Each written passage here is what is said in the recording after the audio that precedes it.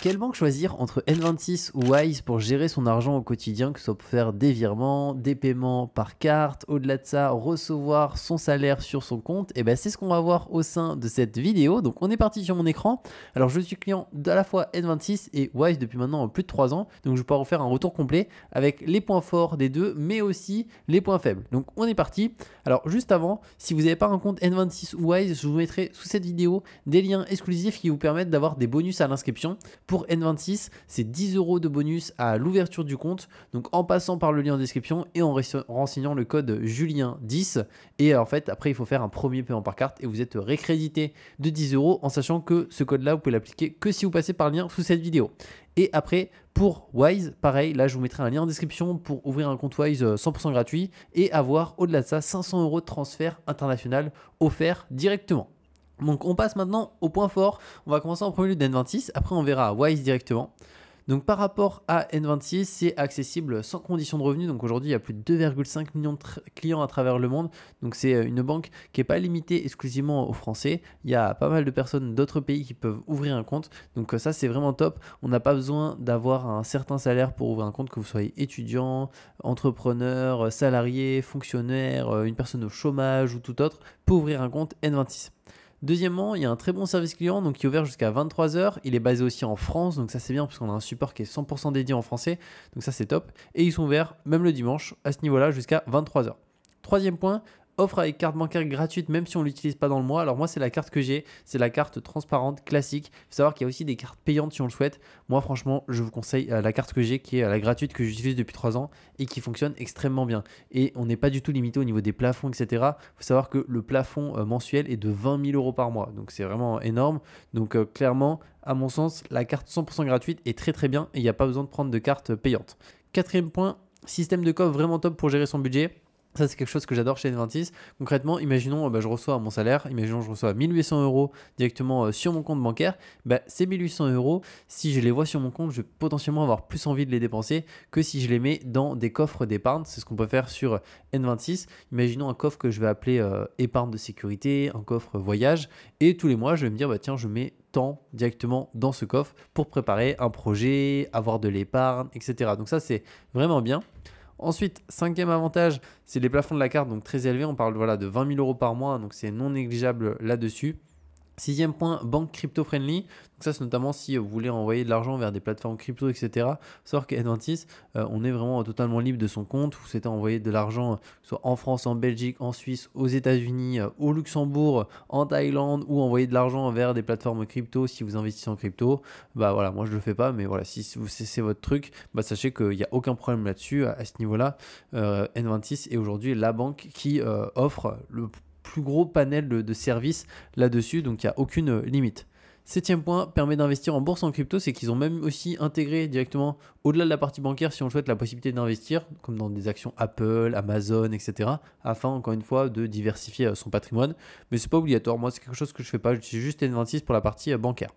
Huitième point, paiement sans frais et illimité dans le monde entier, et ça c'est un énorme avantage, c'est-à-dire que peu importe où vous allez, pour vous donner une idée ici, je suis allé dernièrement pour mon anniversaire à Bali, et à Bali pour le coup la monnaie c'est pas du tout l'euro, on est hors Europe, donc là on est sur la roupie indonésienne et donc j'ai payé tout par carte, donc directement, que ce soit quand je commandais là-bas ils appellent ça un Grab, mais concrètement c'est un scooter un peu comme Uber qui viennent nous chercher en scooter, tout ça j'ai tout payé par carte, les repas, les restaurants, etc.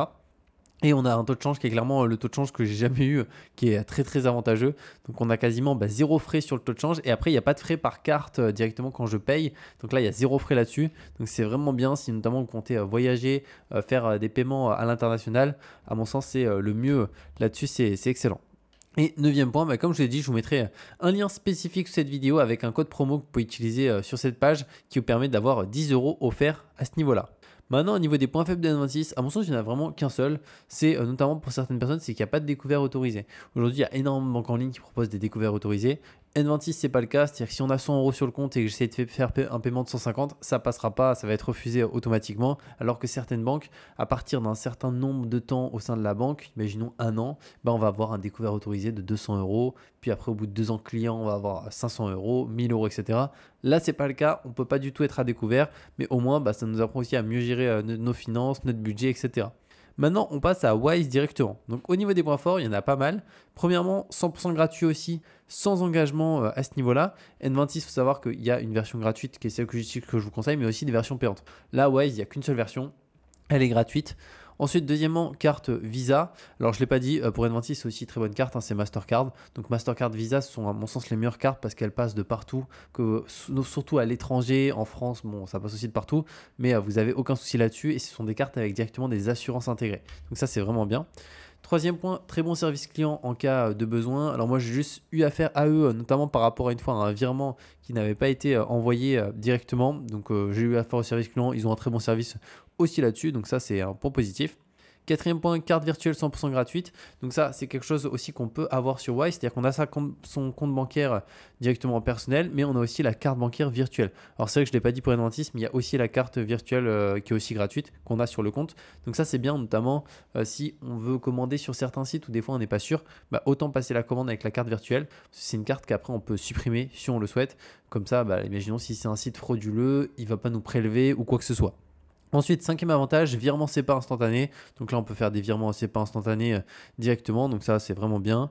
Septième point, compte multidevise euro, dollar, franc suisse. Ça aussi, c'est excellent. C'est-à-dire qu'aujourd'hui, sur Wise, vous pouvez ouvrir une balance euro, donc classique, mais aussi avoir une balance, ça pourrait être pour l'exemple ici, bah, en dollars, en franc suisse, mais aussi, imaginons, en baht, donc sur la monnaie de la Thaïlande, c'est aussi possible. Donc il y a énormément de devises. Donc ça, c'est vraiment bien. Et si vous souhaitez envoyer de l'argent à l'international, imaginons vous souhaitez envoyer de l'argent, par exemple, on va reprendre l'exemple de la Thaïlande, vous pouvez le faire en quelques clics très simplement. Donc vraiment pour des virements à l'international, Wise pour moi c'est une excellente solution et c'est pour ça qu'ils sont énormément utilisés. C'est principalement pour cette partie internationale. N26 on peut aussi faire des virements à l'international, mais c'est vrai que Wise est plus connu là-dedans pour ce genre de choses parce que bah, ils ont toujours fait ça et N26 pour le coup eux ils ajoutent des fonctionnalités nouvelles constamment.